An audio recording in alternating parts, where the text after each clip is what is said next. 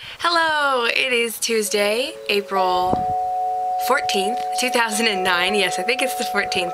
I am in Texas and I've lost my voice.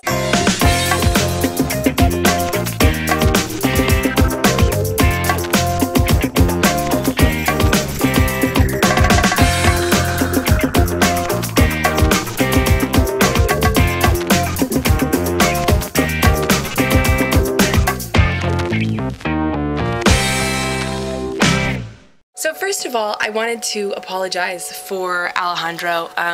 He did not make a video yesterday, and I don't know why, but I'm sure he has a valid reason. I hope he has a valid reason. Oh, it's hot out. Oh my God. So our topic this week is a viewer-submitted question, which we want to do a lot of, and we've got several planned for the next few weeks, which I think is going to be really fun because we've had these questions sitting there and we haven't yet been answering them. So this question this week is from UltimateAnonymity. Let's see if I can say that. UltimateAnonymity.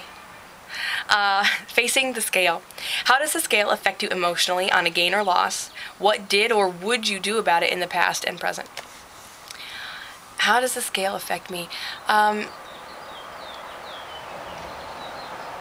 You know, it used to really bother me when I would gain. Obviously when I lose, I feel very positive about it, but I have tried to release my attachment to whether it goes up or down. And that has been a long process because it's really hard. We so want to self-validate by the losses that we see on the scale, and that's a very slippery slope, because when you start to validate yourself and your success by the numbers when they go down, then when they go up, it's very difficult to not also judge yourself when they go down and say, oh, I'm a failure, I haven't done well, I'm doing something wrong. And that perhaps is true, but a gain should be a learning tool, a way to realize, okay, something's not working, now let me go back and look at what I did and possibly do better this week. But sometimes gains just happen. So to allow them to control your emotions and control whether you really feel good about yourself or not, that's not so healthy. So I have tried and I've meditated on and worked through over the process. I've been losing weight now for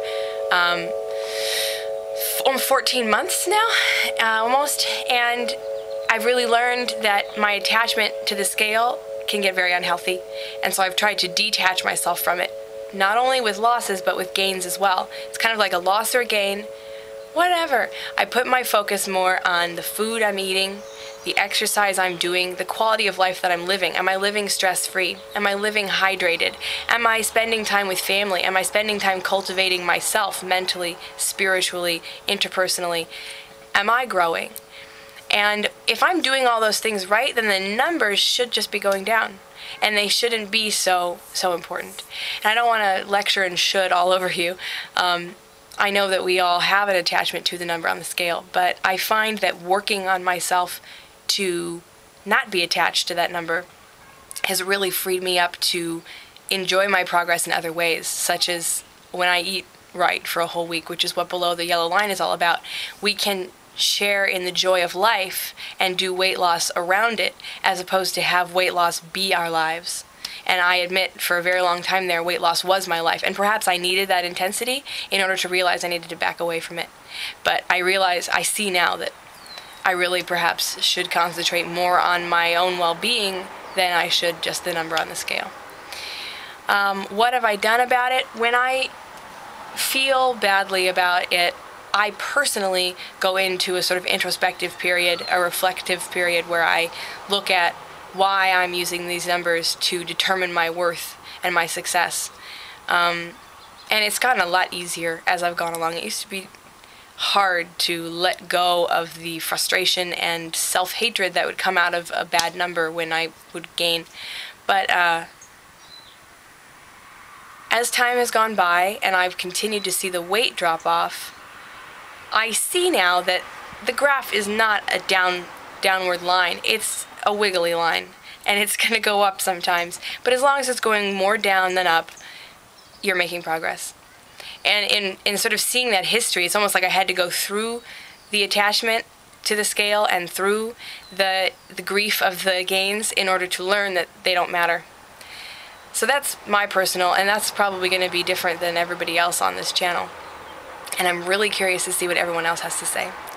So thank you for watching. Thank you for joining me here in beautiful sunny Austin, Texas this Tuesday. And perhaps we'll hear from Alejandro tomorrow. I won't speak for him, but I'm going to bug him in text and tell him to do a video for Wednesday because darn it, you forgot Monday. Hello.